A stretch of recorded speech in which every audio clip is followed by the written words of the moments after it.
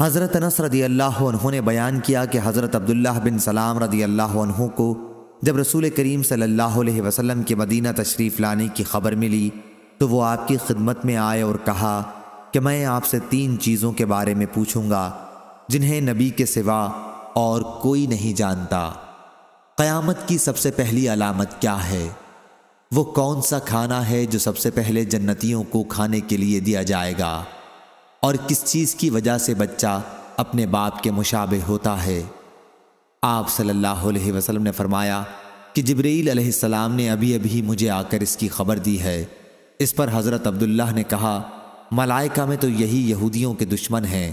حضرت صلی اللہ علیہ وسلم نے فرمایا قیامت کی سب سے پہلی علامت ایک آگ کی صورت میں ظاہر ہوگی جو لوگوں کو مشرق سے مغرب کی طرف ہانک لے جائے گی۔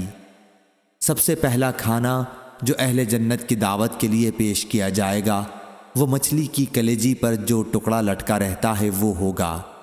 اور بچے کی مشابہت کا جہاں تک تعلق ہے تو جب مرد عورت کے قریب جاتا ہے اس وقت اگر مرد کی منی پہل کر جاتی ہے تو بچہ اسی کی شکل و صورت پر ہوتا ہے، اگر عورت کی منی پہل کر جائے تو پھر بچہ عورت کی شکل و صورت پر ہوتا ہے۔ یہ سن کر حضرت عبداللہ بن سلام بول اٹھے میں گواہی دیتا ہوں کہ آپ اللہ کے رسول ہیں۔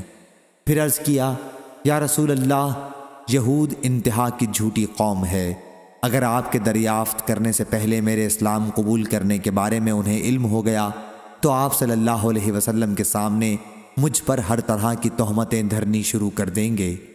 چنانچہ کچھ یہودی آئے اور حضرت عبداللہ رضی اللہ عنہ گھر کے اندر چھپ کر بیٹھ گئے۔ حضرت صلی اللہ علیہ وسلم نے ان سے پوچھا تم لوگوں میں عبداللہ بن سلام کون صاحب ہیں؟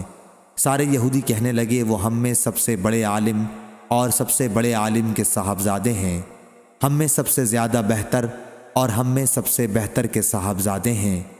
حضرت صلی اللہ علیہ وسلم نے ان سے فرمایا اگر عبداللہ مسلمان ہو جائیں تو پھر تمہارا کیا خیال ہوگا؟ انہوں نے کہا اللہ تعالیٰ انہیں اس سے محفوظ رکھے۔